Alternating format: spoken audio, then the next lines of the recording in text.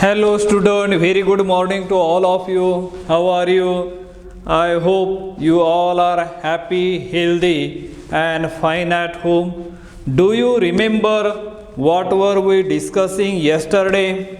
I think we were discussing about Hofmann exhaustive methylation, means we are finding the nature of heterocyclic ring in an alkaloid, and as we know that alkaloids are the basic in nature. Why they are basic in nature? And a general statement regarding as a basicity of organic compound is like this: the organic compound containing nitrogen atom are found to be basic in nature because the nitrogen containing as a lone pair, it can donate the lone pair of electron, and therefore it acts as a basis according to the Lewis acid base concept. That's it. And yesterday we have seen the Hofmann exhaustive methylation. What do you mean by the Hofmann exhaustive methylation? It is one of the excellent method to find out or to identify the nature of the heterocyclic ring in an alkaloid. So there are certain steps for exhaustive methylation. So here we have considered as a first step. First one, the aromatic compound is completely saturated with the specific or selective reducing reagent, generally the sodium in presence of ethanol, which is a good or the selective specific reducing reagent used here for the conversion. Here we have taken as one of the example is a pyridine. Pyridine, as we know that it is a aromatic compound which is basic in nature, and when it is treated with sodium in presence of ethanol, the nascent hydrogen atom is produced, and which is responsible for the reduction of that aromatic compound.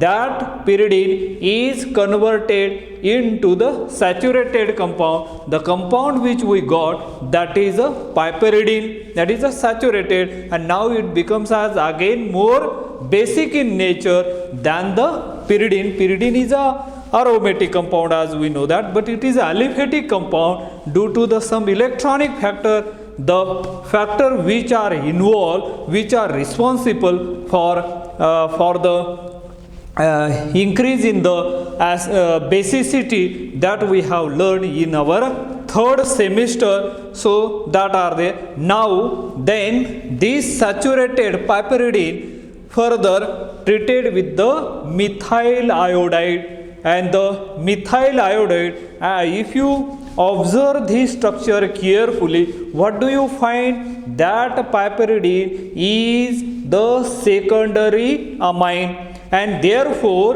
2 moles of methyl iodide get consumed, and we are getting the derivative.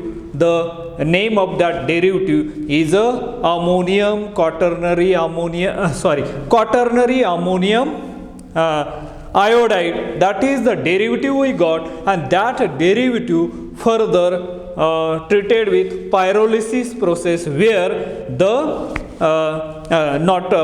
before that quaternary ammonium iodide is treated with moist Ag2O, that is a moist oxidizing reagent. What it will do? It will convert that quaternary ammonium iodide into the quaternary ammonium hydroxide, and then there is then the reaction is carried out at pyrolysis. There is a elimination of water molecule, and the resulting compound, there is a beta hydrogen atom is present, then and then that kind of the reaction takes place. So there is a formation of that what we can call it as a carbon-carbon double bond, and main thing, there is a breaking of the carbon-nitrogen bond. This is a prominent or the significant step takes place. That process is known as a pyrolysis, where the breaking of carbon nitrogen bond is occur and conversion of that carbon-carbon double bond. Now again treat with the methyl iodide, carry out the same reaction with moist Ag2O, that quaternary ammonium iodide get converted into as a quaternary ammonium hydroxide. Again do the same step, give the same treatment with that pyrolysis. Then again because there is a beta hydrogen atom and these Hofmann exhaustive methylation, remember, if beta hydrogen atoms are present, then and then this kind of the reaction works. Otherwise, if beta hydrogen atom is not present, this method does not work. Remember, that is a essential and the important condition for Hofmann exhaustive methylation, and after pyrolysis the resulting compound is formed as a that is a unstable, that is going to convert at an equilibrium. That molecule is going to acquire the stability, and therefore finally we will get 1,3-pentadiene. So that is the compound which we got, and from that we can conclude, we can infer that the alkaloid containing the alkaloid containing as a 6-membered heterocyclic ring there. Understood this one?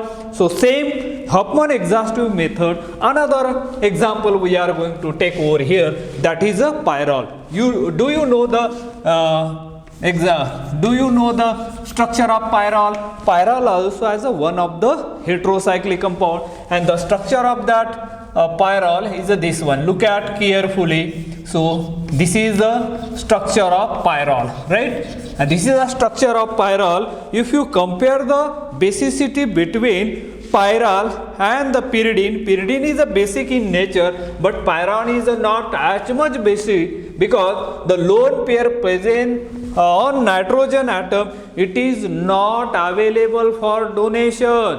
It is involved in the delocalization, and therefore pyrrole does not exhibit basic property. But in case of the pyridine, the lone pair present on that nitrogen atom, which is not involved, which is not engaged in the delocalization, it is free for donation, and therefore pyridine is a basic in nature, whereas pyrrole is not basic, not shown the basic property. But here the same, but the Hofmann exhaustive methylation is occur. Now look at this.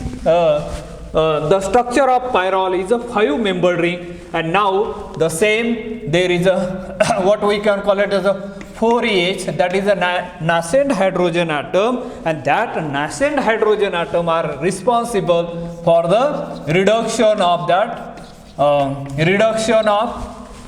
this carbon-carbon double bond, and the compound which we are going to get, this is a saturated compound we got here, and that is a piperidine. This one is a piperidine. This is the compound we are getting here, not piperidine, this is a pyrrolidine.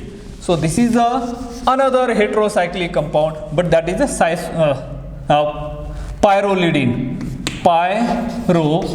Pyrrolidine. So this is I think pyrrolidine. This is the saturated compound we got, and if you see this structure carefully, this carbon atom is termed as alpha, this is a beta, again alpha, this is a beta. Look at here, there is a beta hydrogen atoms are present, and therefore it will show the Hofmann exhaustive methylation, and this, and you know that pyrrolidine is again is a more basic as compared to this one, because that becomes as a aliphatic this one, and there is a aliphatic like as a methyl group, alkyl group, they are exhibit, they shows the plus I inductive effect, and as we know that plus I inductive effect increases the basicity because that releases the electron, and when they release the electron, the capacity for donation of electron of that nitrogen atom is increases, therefore it is a basic in nature. And now tell me what type of the amine it is. It is again a secondary amine. Remember, this is a secondary amine, and if secondary amine is there, for that it require the 2 moles of methyl iodide. So 2 moles of methyl iodide get consumed, and it convert this compound into this one here, CH3, then CH3, iodine minus charge over, and now positive charge on the nitrogen atom, and this structure is nothing but what is it is? It is a quaternary ammonium, quaternary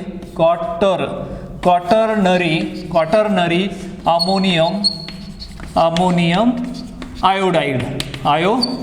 This is the compound which we got, and after that you treat this compound with the moist Ag2O, that is a silver oxide. What is going to happen? Remember here only that iodide group get replaced by hydroxyl group, and the resulting compound which we are getting over here is this one. So simple. Other part of the organic compound you can write as it is, this one positive charge. Only remember that I minus get replaced by hydroxy group, and this is nothing but as a quaternary ammonium. This is a quaternary ammonium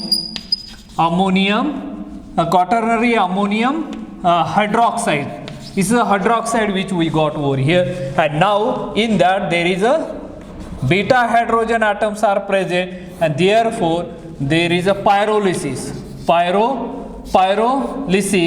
This is the process takes place where beta hydrogen atom is like this, is get eliminated, water molecule get eliminated in this case, and we are going to get the product here, double bond. There is a breaking of carbon nitrogen bond in this manner, and we are going to get here N, then CH3, here CH3, and this is again as a tertiary ammonium. If tertiary amines are there, it can consume 1 mole of the methyl iodide, and when it consume as a 1 mole of methyl iodide, the resulting compound you are going to get here CH3, then CH3, another CH3 positive charge, and here I is nothing but as a negative, that is again as a quaternary ammonium iodide, and this further treated with moist moist Ag2O. What is going to happen? That iodide get converted into the hydroxide N, then CH3, this CH3, another CH3, positive charge over there, and that becomes as a OH minus, and then carry out the pyrolysis process. There is a elimination of water molecule because here alpha and beta, there is a beta hydrogen atom is present, and therefore the resulting compound is obtained as a this one, double bond, this double bond, and the side product CH3, that is a 3, and this one trimethylamine is depart or separated out, and the compound which we got is a very stable one, 1 2 3 4, that is called as a, at one position look at double bond, at 3 position also as a double bond, 1 3, there is a 4 carbon atom in the straight chain, therefore 1 3 butadiene. So this is the structure which we got over here. This is nothing but as a Hofmann exhaustive methylation. Write a note on Hofmann exhaustive methylation. At that moment or at that time you must answer or you must write in this manner. You can take an example of that pyridine, either pyridine or the pyrolysis. So from these two, suppose here the final product, by studying the final product of the Hoffman exhaustive methylation. Here the product which we are getting over here 1,3-butadiene clearly indicate that the alkaloid containing as a 5-membered heterocyclic compound. Remember this one, 5-membered heterocyclic compound. If you in above case, or what we can call it in the previous lectures example is a pyridine we have taken, and after doing all these steps, finally the resulting compound obtained is 1,3-pentadiene. That clearly indicate that the product, the study of that final product clearly inferred that the alkaloid containing as a 6-membered heterocyclic compound. So in this way we can easily find out the nature of the heterocyclic compound. Now let us see the another method for the nature of the heterocyclic ring containing in an alkaloid. Let's see that another example, another method for the determination or for the detection of nature of heterocyclic ring in an alkaloid. So that one is called as a EMD degradation. Second one is called as a EMD degradation. That is a EMD degradation. EMD degradation. EMD degradation. This is another method. From that we can determine the nature of heterocyclic compound in the alkaloid. Let us see here what is that EMD degradation. The name suggests that the EMD is a scientist name. Degradation means how it process takes place. By studying the product we can conclude, we can finally infer what type of the nature of the organic compound has. So let us see here when remember when beta hydrogen atom is not available in a heterocyclic ring. Remember, when beta hydrogen atom is not available in heterocyclic ring, Hoffman's degradation cannot be used. In such cases, EMD's degradation is more useful. In this method, quaternary ammonium iodide is obtained similar to the Hoffman's method and then reduced with sodium amalgam NaHg when nitrogen is completely detached from the ring. For example, isoquinoline on EMD degradation gives O-methylstyrene. Let us see EMD's degradation. Just now we have seen the step-by-step process. Now we are actually taking the example. For example, here we are taking isoquinoline, right? Isoquinoline. That is a isoquinoline on EMD's degradation. EMD's degradation. Isoquinoline on EMD's degradation gives O-methylstyrene. Gives ortho. O means methylstyrene. And as we know that styrene, it is one of the very prominent raw material used in the manufacturing of polymers. So for polythene, so that we will that we know that. But here orthomethylene styrene clearly indicate that the compound containing as a isoquinoline. The structure of quinoline and the isoquinoline.